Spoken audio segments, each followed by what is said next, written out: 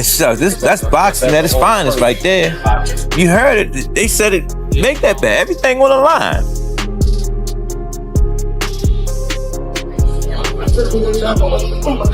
Cass, Gervonta is an animal for real. Jake is too domestic. Here's the thing, Mike Tyson's an animal too. He was just 60. But he messed around and he got a prime Tank. Gervonta Davis is pushing himself harder than ever in his training camp ahead of the fight with Jake Paul, undergoing grueling sessions that include nonstop sparring, explosive pad work, and intense conditioning, all under the guidance of top coaches. His focus and aggression highlight his determination to demonstrate that genuine boxing skill and power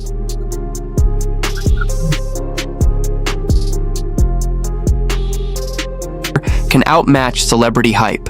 Analysts argue that Jake Paul may have underestimated the challenge by calling out Davis, who is in his prime and more dangerous than ever, having already proven his ability to defeat taller and stronger opponents like Ryan Garcia and Mario Barrios, while showing adaptability and raw power. While Jake may think he can replicate strategies that worked against older fighters or reference past legends, this matchup is completely different. Davis is not a retired star seeking paydays. He is an active elite world champion with speed, precision, and knockout ability. Experts suggest that Paul has entered a contest that could reveal the significant gap between an entertainer still learning the sport and a true boxing master at the peak of his career. Emotionally, see if he's rattled. See, when it's all said and done, the whole talking shit goes out the window. Jake's scared. And let me tell you this too. I looked at that, I'm sizing them up. I'm looking at Tank and Jake, and I'm looking at him. Tank can reach him too. He reached Ryan Garcia. He reached Mario Barrios. I was like, he ain't gonna be able to reach him. He's gonna reach him. I saw it. Tank's gonna reach him. He knows he's gonna reach him. Listen, I wanna say this too. Funny as hell. Before I say all this, Alicia Bumgardner, shout out to you, girl. I couldn't believe out of all the women to be the first one to do 3 minute, 12 rounds is Alicia Bumgardner. And I really know if I have a great endurance, great stamina, and she's doing this shit. Shout out to Alicia Bumgardner. Because, what's her name? Layla? I don't really know her like that. But she looks like she ain't rattled by Alicia. So that's a perfect dance partner for that. Try to drag Alicia Bumgardner into lake water, see what's going on with that. Shout out to Alicia Bumgardner. But let's get back to Tank. First of all, Tank knows what he's doing. Tank Davis, he said, he was just making all these implications that it's going to be scripted. When he said, you're paying me, and then he was like, yo, you're going to have to give me extra, and then he said that this is scripted. At the end of the day, I gave this little guy an opportunity. He should be thanking me. I'm paying him. I'm his boss. He reports to me, and I'm going to fucking son him on November 14th. So fuck you, little man. You paying me? Are you paying me? Yeah. 100%? 100%. Facts? Correct. Yes? Correct? Correct. I'm your daddy. 40. What 40 at? Some boxing analysts believe Gervonta Davis may be facing an especially tough challenge in taking on Jake Paul, noting that Paul's size and natural strength could play a decisive role once they step into the ring. While Davis's speed, timing, and knockout power have made him dominant in lighter divisions, moving up to face a heavier opponent could push his limits. Experts stress that weight classes exist to maintain fair competition, and crossing these boundaries can be risky. Even with Davis's elite skills and lethal instincts, confronting a naturally bigger and stronger fighter like Paul introduces a level of danger that cannot be overlooked. All of a sudden, we want to know who will win in this fight, Jake Paul or Tank Davis. It's a legit question, and I actually want to really hear your thoughts on who do you think is going to win, because I know what Vegas is saying, but I want to know what you think. You got personally, I think Tank too little, bro. Yo, I think Tank's too little. I'm so glad you have a brain on your fucking shoulder. I think Tank's too little. I said, bro. I think Tank's too little. That's what I'm saying. That weight classes for a reason. Davis, that weight class for a reason. 5'5", 135 pounds. Jake Paul is 6 feet, 205 pounds. That's what I'm saying. Bro. He's 6'1", 205. Everybody's like, yeah, bro, but Tank it only takes one good punch. Yes, it takes one good punch when you're about the same size. There's a 60, 70 pound difference in weight in these people. I don't think nobody puts the physics in mind. Jake Paul gets punched in the face by dudes 200 pounds with all their might on a weekly basis. 135 pound puncher, bro. If y'all remember the Mayweather versus Conor McGregor fight, Conor walks around like 180 on the regular. He's like 5'9", 180. Mayweather's like 5'7", 145. that 30 pound difference, bro. If you remember that fight, Mayweather was putting mittens on Conor. Guess what happened to Conor? He didn't hit the ground once. No. He lasted all 12 rounds getting hit with flurries. I'm talking about Mayweather was having his time. He's being cocky with it, hitting with all kind of combos. And we're watching the last 3 rounds of that shit like, yo, knock him out. And you know what? He could not knock him out because Conor gets punched by people that are 170, 180 pounds on a regular. And just that 20, 30 pound difference, it was like impossible for him to do anything. And that's exactly what I feel like is going to happen versus Jake and Tank. At the press conference, Gervonta Davis stood out for his calm, composed, and self-assured demeanor, a sharp contrast to Jake Paul, who relies on provocation and spectacle. Tank remained focused and unshaken, reflecting the discipline of a fighter who fully understands what's at stake. His confidence was quiet and controlled, shaped by years of experience at the highest level. For Davis, this fight isn't about fame or social media attention. It's about proving that skill, patience, and ring intelligence define true boxing greatness.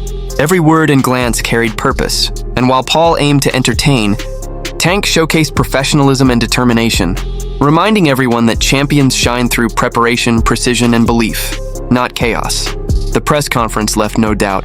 Davis is ready to fight, not perform. In the press conference, and you can just look at him and tell, like, no, this dude he's going to get this money for sure because there's so much money out there to be had. But Jake Paul better be not playing around, man. Not get cute, not play any games. Don't hit him in the back of the head. Don't rabbit punch him. Don't do any of that stuff, man, because Mike Tyson, first of all, a lot of people think Mike Tyson was pulling punches on Jake Paul. And a lot of people think that Anderson Silva was pulling punches on him too. You're not going to have a little Gervonta out there pulling punches on you, man, if you're out there playing games. So, I don't like the fight at all. However, as far as it being an entertaining situation, I almost guarantee you that fight itself is going to be entertaining.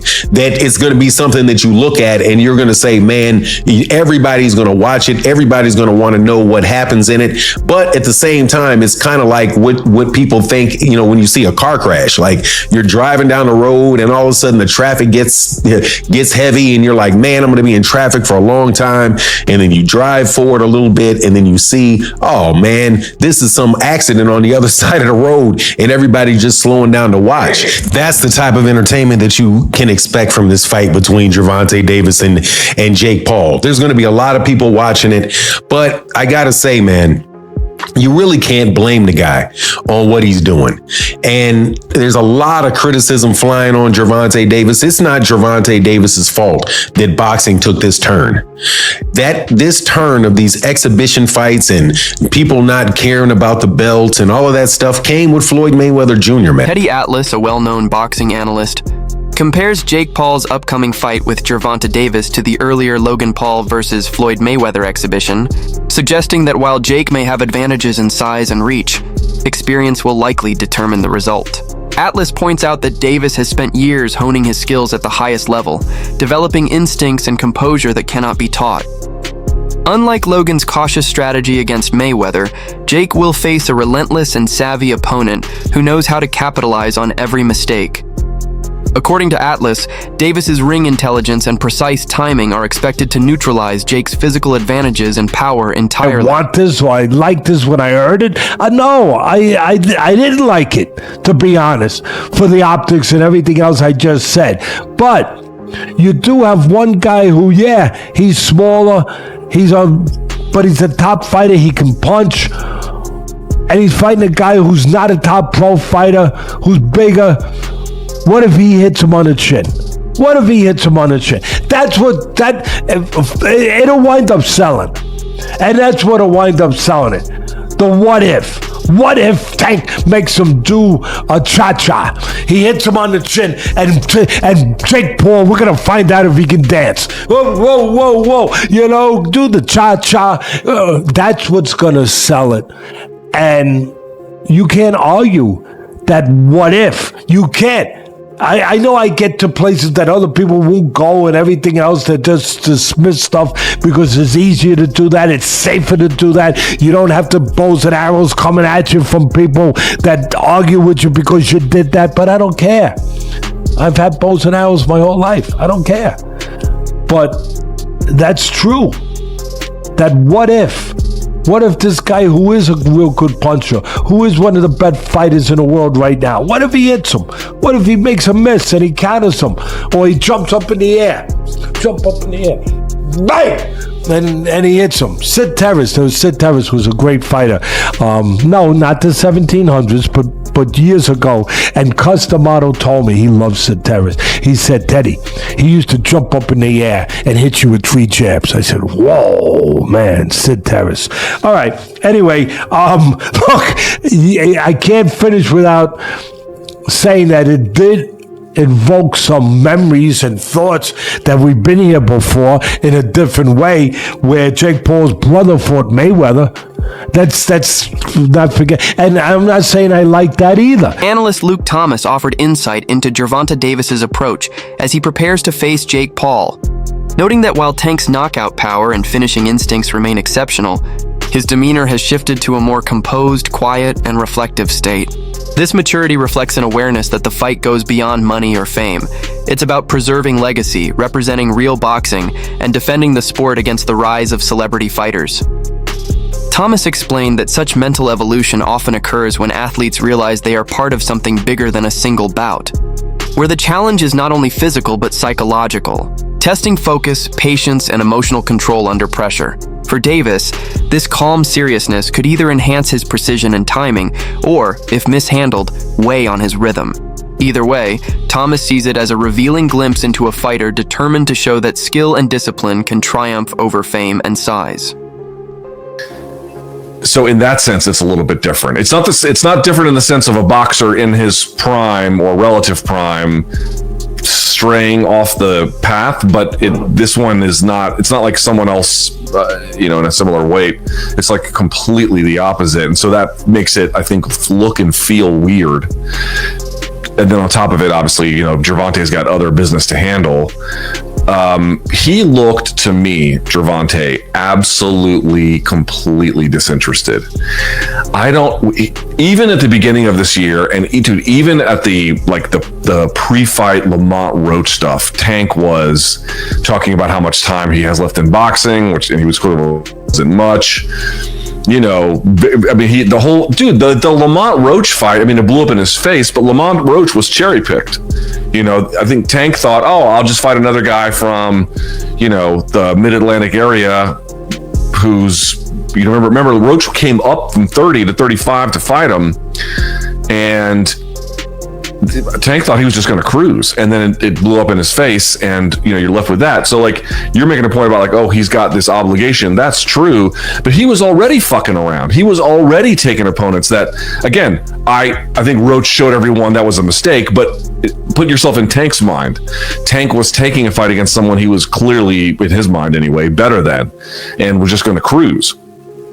So he was already in that state. Then you marry that with statements like, I don't know how much longer I'm going to be doing this, and blah, blah, blah. And, I'm worried about going to therapy because it'll take away my competitive edge. And, kind of teetering on the edge a little bit about whether or not this is a thing he wants to do. Then he, there's a draw in that fight.